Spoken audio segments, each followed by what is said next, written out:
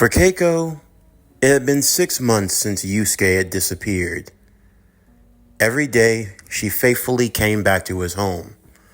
His mother would say that he left messages and phone calls letting her know that everything was fine, saying that he was at some sort of boot camp or something like that, something about trying to straighten his life out.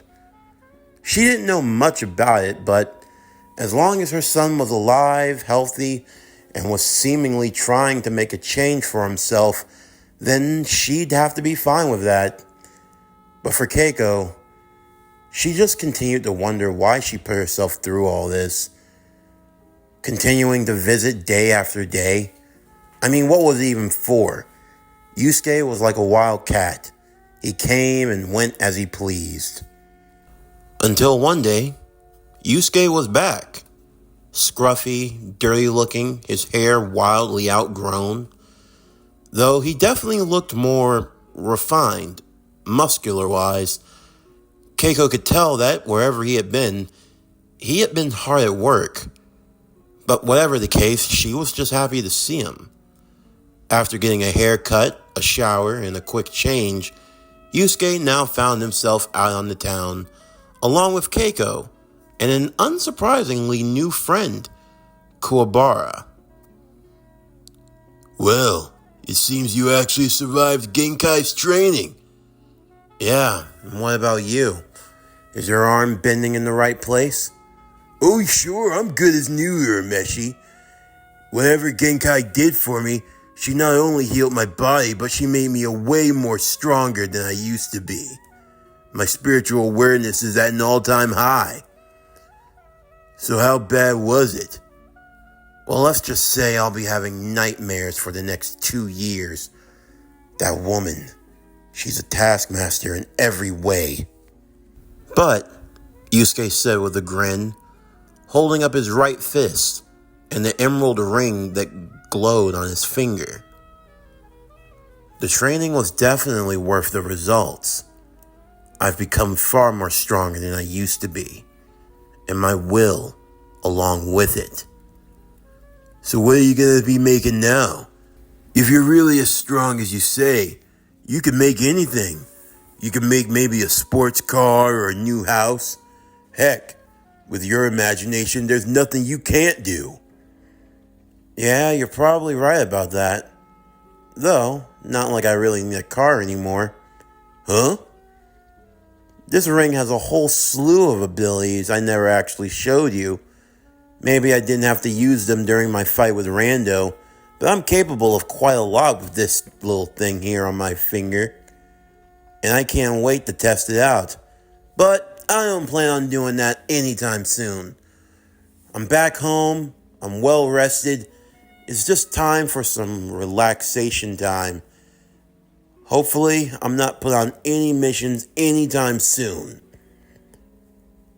For the first part of the day, that seemed where the trajectory of his attention was going to be. Kuwabara, Yuskue, and Keiko going to the mall, the arcade, and even the movies. It was supposed to be a quiet and peaceful afternoon. But quiet and peace never lasts in this line of work. Yuskue was the first to notice. They were being followed by 5 individuals. After alerting Kuwabara, Yuskue would take Keiko to another area in the mall, allowing for her to be distracted with some shopping or whatever, as both he and Kuwabara would make their way to somewhere more remote, an abandoned alleyway. Behind them, there appeared to be 5 high schoolers, just like them, though they appeared different. Their skin blue, their eyes a bloodshot red, and they were filled with nothing but malice and hate. Kuwabara could feel their negative emotions emanating from their body. Before any words could even be spoken, the fist began to fly. Both Kuwabara and Yuskue standing back to back as they faced off against this frenzied mob. With little effort, both Yuskue and Kuwabara were able to clear through the horde of high schoolers without much difficulty. Though no matter what they did, they kept getting back up. Eventually, they all began to attack at once. And wanting to be a bit of a show-off, Yuskue would unveil one of his new techniques, the shotgun. Firing off multiple rounds of spirit guns, the shots were shooting at towards the enemy, taking them down for good, but without killing them. Off in the distance, they heard another muffled cry. As they ran out to see what happened, they saw that it was Botan. She had apprehended someone else with a baseball bat in hand. Botan? What the hell are you doing here? Looking for you, Yuskue. It's an emergency from Spirit World. Nuh-uh-uh. Hold on. Last time with the urgent emergency from Spirit World, I was promised tickets to the Tokyo Dome. Tickets that I never got to use. Though Yuskue didn't want to actually admit, Genkai actually had a pretty good sound system and a theater room. Sure, he didn't get to go to the Tokyo Dome, but she had premium cable and pay-per-view. So he still got to enjoy the match, and in comfort. But that was besides the point. I've been through hell these last 6 months. So no, I'm not dealing with any cases or any type of spirit world, demon, ghost nonsense. Right now, I am on reprieve. Can't you go find someone else to do it? Oh yes, Yuskue, sure. I shouldn't have bothered you on your day off. I really should have known better. Don't worry, you go back to your fun and relaxation, and I'll search through the yellow pages and see if I can find any other spirit detective on retainer. I'm sure that I can think of a few names that I can scrounge out. Oh, well, okay then, see ya. You're not going anywhere! Ow! Ugh! Fine! What the hell's going on anyway? 2 days ago, a message was sent to the spirit world. Koenma had received it. It's from the City of Ghosts and Apparitions. It came from the Four Saint Beasts. The Four Saint Beasts? Who the heck are they? They are said to be 4 of the most notorious criminals in the spirit world. Long ago, when they were causing trouble, they attempted to launch a coup and lead an all-out assault on the human world. But before they could, we managed to trap them in the Makai dimension. The Makai dimension? Yuskue would ask. What's the Makai dimension? With the asking of that question, Botan would begin to rummage through her pocket, looking for a piece of paper that she always kept just in case she had to explain something like this. Well, it's a lot more intricate than you might think, but I can try to explain it for you here in the simplest of terms. The boys looked on as Botan would reveal to them a chart. This is the chart of the realms, simplified edition. The best way to describe our worlds, Yuskue, Kuwabara, is that it's a lot like a number line. A number line? Ah, geez, math, Yuskue thought. Math's not really one of my favorite subjects. Well, it's not the math that you need to worry about. It's just a way of explaining where everything is. For example, on the number line, you have positive and negative numbers. And you have the number 0, the number that's in the absolute middle. Wait, it says that Earth is at 0. That's right. The Earth, in terms of the chart of the realms, lies at the 0, where humans are created. Everything that exists, your entire universe, it makes up the level 0. Okay? And it says that from 1 and above, that's spirit world? Yes. Though along this path, you'll find different places. Here you have spirits, deities, reapers, such as myself, along with pantheons of gods and souls of heroes and things of the like. Pantheons? Of course. Contrary to popular belief among you humans, there is no one pantheon of gods that exists. Rather, there are a lot of them that exist in different realms that are numbered. Let's just say, for example, the Olympian gods. They occupy 1. But let's say the Egyptian gods, they occupy 2, and 3, 4, so on and so forth. And somewhere along here, you have Koenma, who rules over spirit world. Okay, so what's this? Yuskue said, pointing at the -3. That there is where the barrier lies. Barrier? Yes.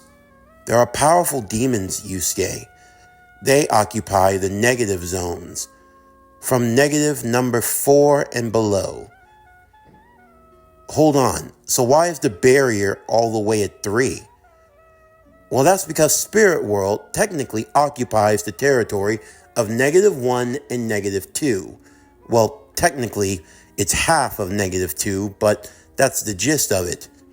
So you occupy demon territory? This is known as the Makai realm.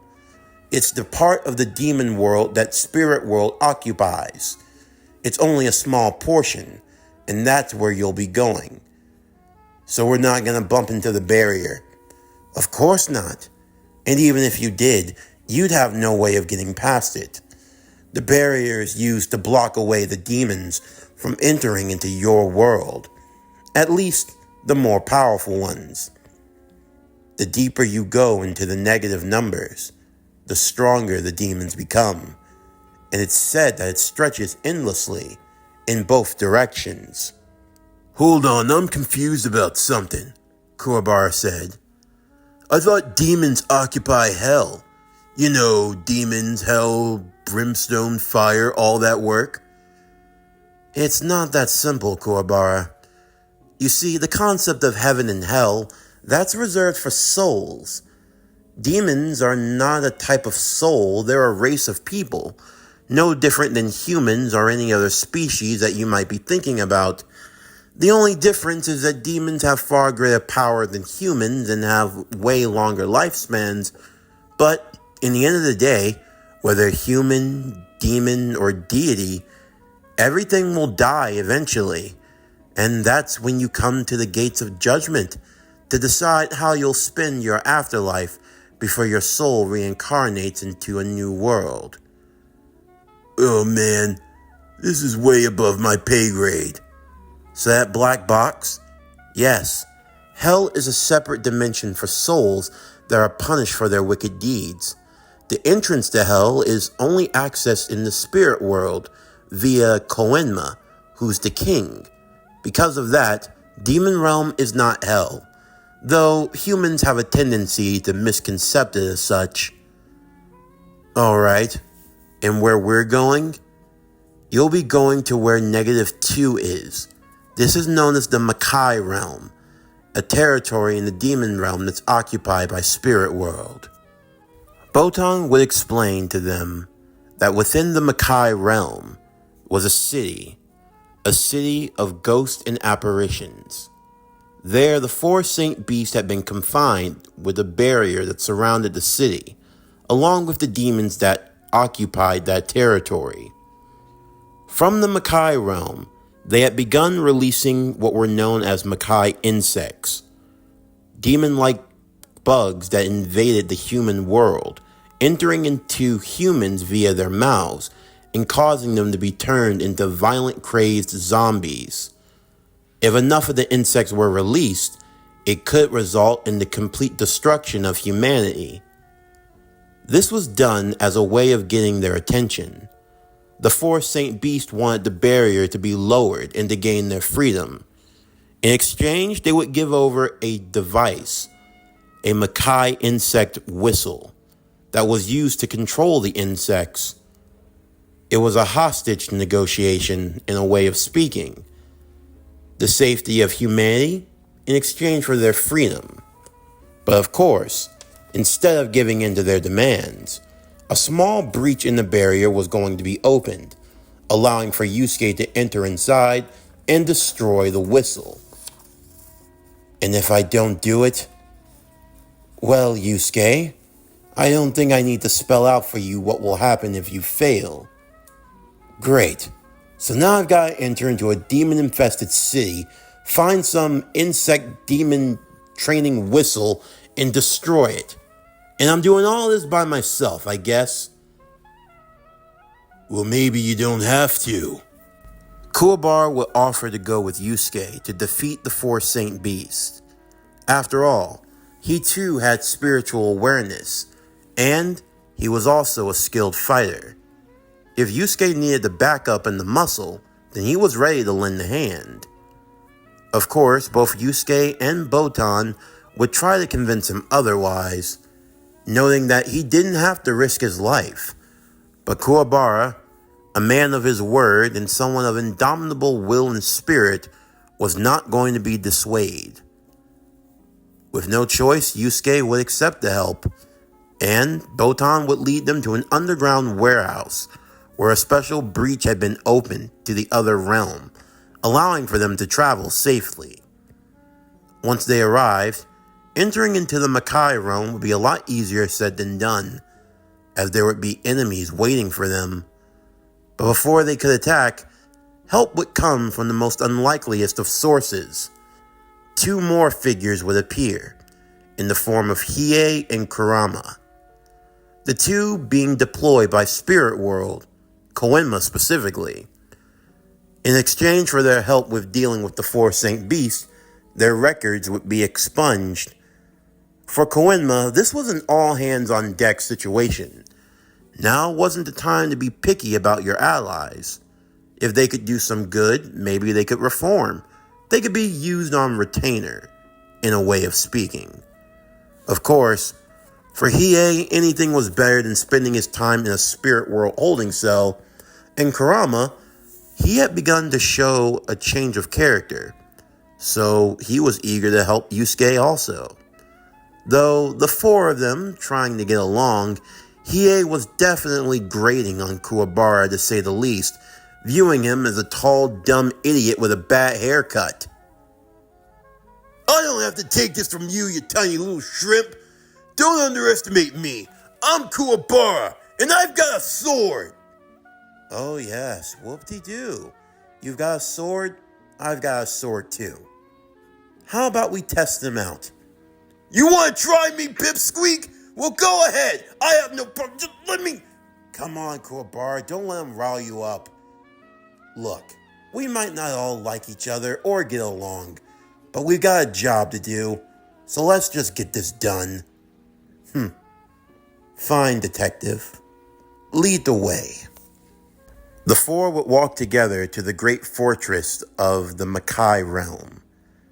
As they came to the large doors, before they would arrive, there was someone sitting on a large rock.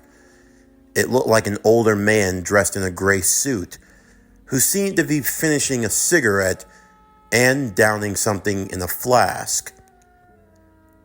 Hey, who's that old guy? Huh? What old guy? Yuskue would immediately panic, along with Kurama and Hiei. They immediately raced to where the old man was sitting, Kuwabara following along, clueless as to what was going to happen. They made sure to surround him. Kurama, Hiei, and Yuskue ready for battle. Hey, wait a second. What's going on here? Urameshi. Hiei? Kurama? Why are you guys looking like you're about to fight that old man? Because he is no ordinary man, Kurama said. And just what the hell are you doing here? Hiei said. Speak now, you old bastard! Yuskue said, ready to fire off a shotgun. Now, boys. I was waiting for you guys patiently. I figured you all had to have your little coming-of-age moment, getting to know each other. That's always a good first step. Nothing like a good shot of whiskey. Really puts the hair on the chest, wouldn't you say? What are you doing here? Yuskue would ask. Look, if you really want to know, kids, I'm here because I've got a job to do. Nothing more, nothing less. And the way it looks right now, it seems like our goals align. So what do you say? We make this 4-man team a 5-man team. Like hell. The only place you're going is into a spirit world jail cell, Yuskue said. I know you want to fight me. And look, I'm not going to lie. I'm kind of interested in that too. But before we start throwing fisticuffs and blood starts splattering everywhere, I want you to take this into consideration, Detective. The way it currently stands, all four of you could jump me right now. I'll give you that. And all things considered, all four of you will probably be able to kill me. For someone who seemed very calm, admitting that they could die, the man seemed to be in complete control of the situation. But here's the thing. I can promise you this. I'll kill at least two of you before that happens. So, which will it be? You, Hiei, Kurama, the new guy with the bad haircut? Hey! Tell me, Detective, can you make that risk? In the end, three of us will end up dead, the other two badly injured. You're still going to have to fight the four Saint Beast. You think you can do that with only two? Come on. Right now, you have the advantage. If we all work together, we can take care of this no problem. Except I don't trust you. Yeah, you shouldn't. You know, you're really not helping your case here, Kuwabara said. I'm aware of that. But I don't really see the point in lying to you. We'd just be wasting time. The fact is, I'm here because I have a job to do. A job that, before you ask, I'm not telling you. And when the time comes, I'm gonna betray you.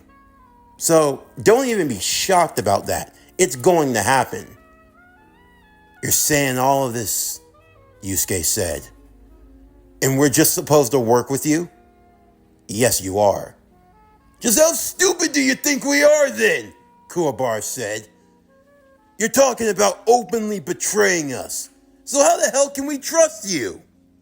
Because, Kuwabara, the old man said, before that happens, we'll complete our goal.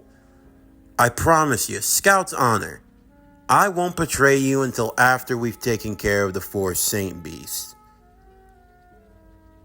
You really think I'm going to give you the chance?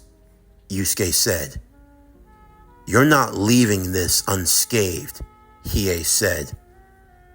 When we're done with the four Saint Beasts, Kurama said, we will bring you down. No, you're not. You're going to try to. And I can tell you right now, it's not going to work. But until then, count me as your ally. Let's get through this together. And when we get to the other side, we'll just see how we feel. Who knows? You guys might actually warm up to me. Fat chance of that happening, Yuskue said. Think about this, Yuskue, Kurama said. If what he says is true, it's a risk we can't afford to take. If he's telling the truth that we could bring him down, we just get two more people killed in the process. Right now, we need all the help we can get. Then we'll get to the other side. So what, you're saying we'll cross that bridge when we get there? Precisely. Who knows? Maybe in the end, we might be able to take him down without losing anyone. Yeah, that's an interesting thought. But I can promise you it's not going to go the way you think. If we all get into a fight, I can promise you, two of you are going to die. At this point, maybe I want to test that theory. Huh? He says two of us are going to die. I know damn well it's not going to be me. Here, you keep running that mouth, I'll make sure it's you. Is that a fact? You are so easily riled up. No wonder why you're so short. Looks like all of that hatred went to your big ass head. I have no problem having yours roll on the ground. Calm yourself, Hiei, Kurama said. Yusuke, what will we do? Do we work together or do we fight?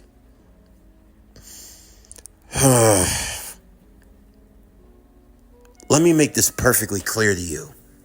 Mr. Gambler, that's his name? We can work together. Yeah, we can be one big team. Take down the 4 Saint Beasts, save the world, no big deal.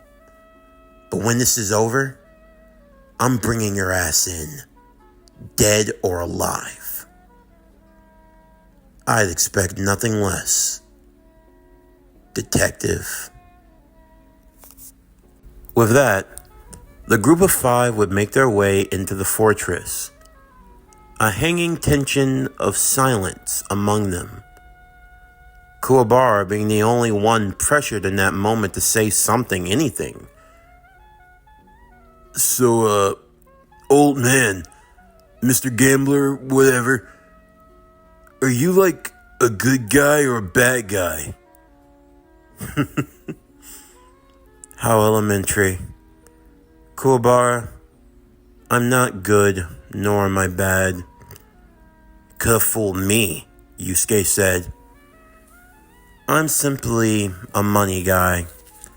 I get paid to do a job. Doesn't really matter what it's for. I just go to wherever the money goes.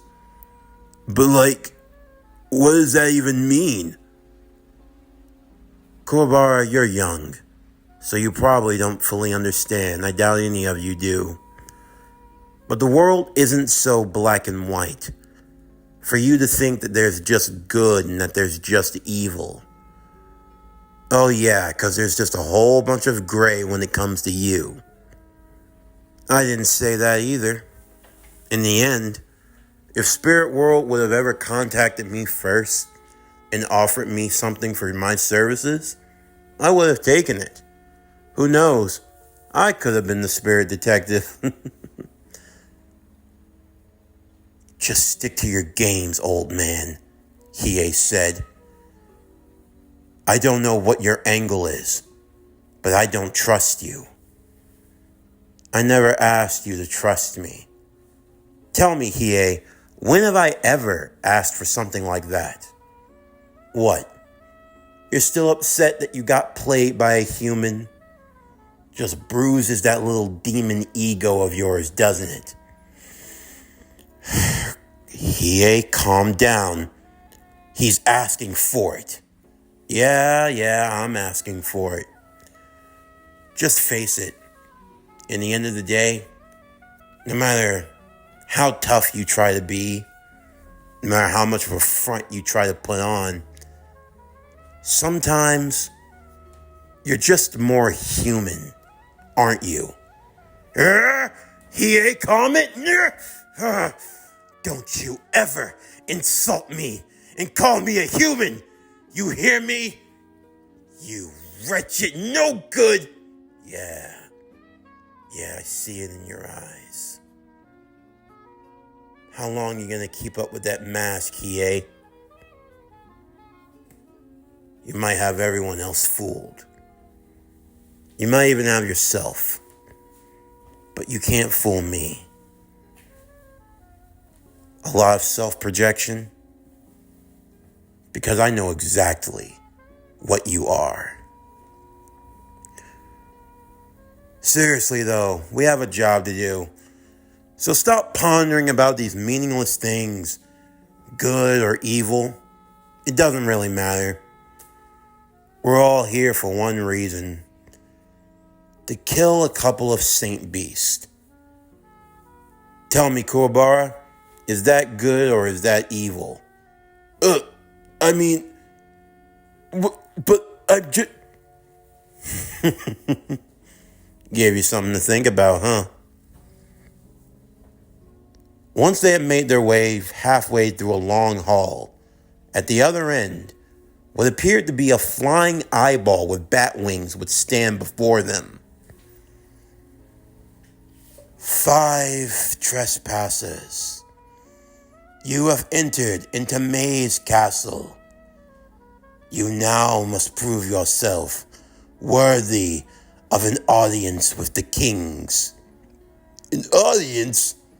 What's he saying? Is this some creepy eyeball? Now, your time of trial has arrived. For what stands before you are the gates of betrayal. Immediately, the ceiling would fall on the 5 of them, as they had to hold it with their strength. The ceiling's weight is made to be proportionate to the strength of you 5. What the? God, this thing's heavy.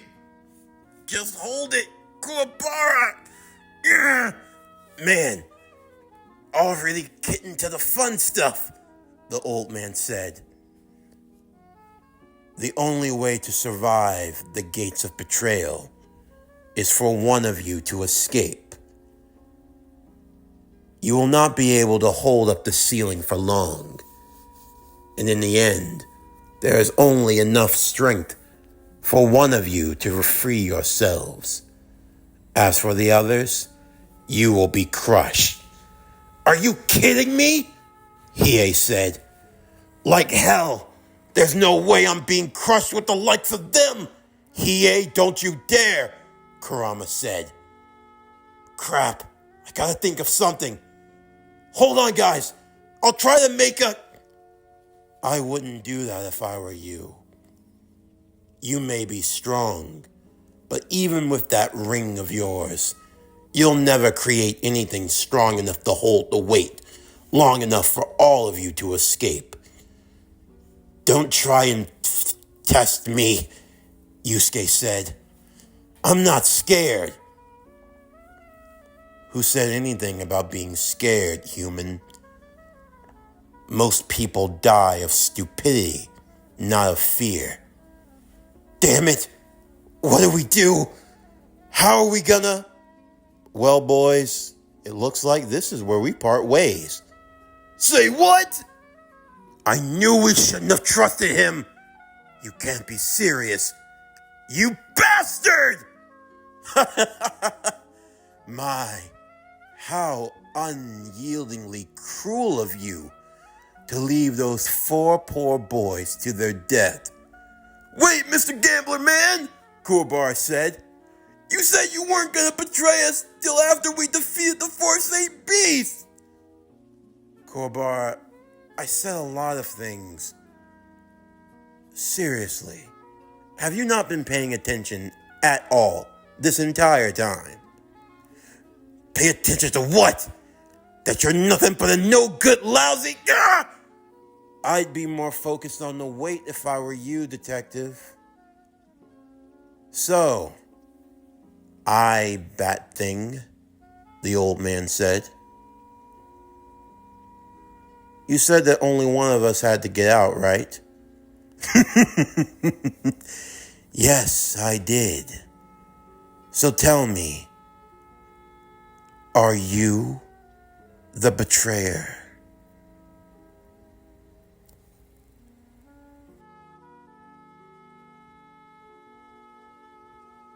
This concludes Yu Yu Hakusho, Emerald Detective. What if Yuskue Urameshi was the Green Lantern? Season 1, Part 8. As always, if you enjoyed today's video and everything else that we have to offer, then please don't forget to like, comment, subscribe, share, and hit that bell for post notifications so you can stay up to date on everything that is PowerCore Productions and Podcastings that has to come out now and in the future. Stay tuned next time as we continue with Yu Yu Hakusho Emerald Detective, where Yuskue Urameshi was the Green Lantern, Season 1, Part 9. But anyway, that's going to do it for the end of today's video. I'm Javon Harrington with PowerCore Productions and Podcastings, signing off, and I'll see you next time.